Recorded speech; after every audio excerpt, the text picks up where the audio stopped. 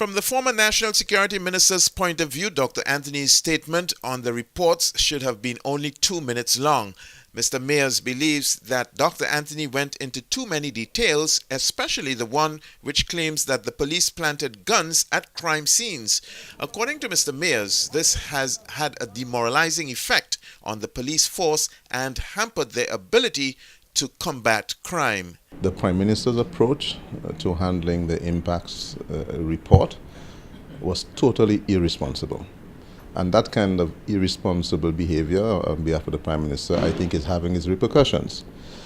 Right, I said before that the way he handled it, to me, was improper. The Prime Minister's speech should have taken no more than 2 minutes.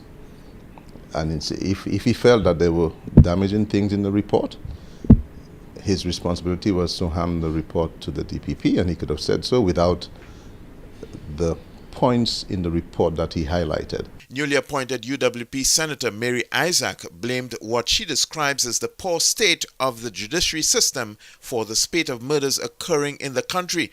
Ms. Isaac strongly believes that if the legal system was functioning as it should, there would be no need for Operations Restore Confidence, which was designed to restore law and order in the country by taking back the streets from the criminals. When you look at our legal system, our justice system, like the education system, like the healthcare system, they are in a mess.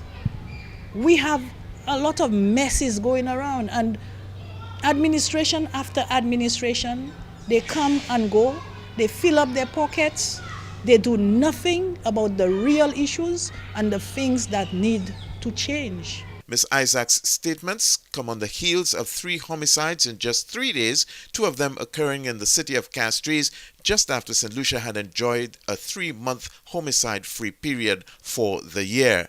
For the DBS News World, I am Don Nicholas.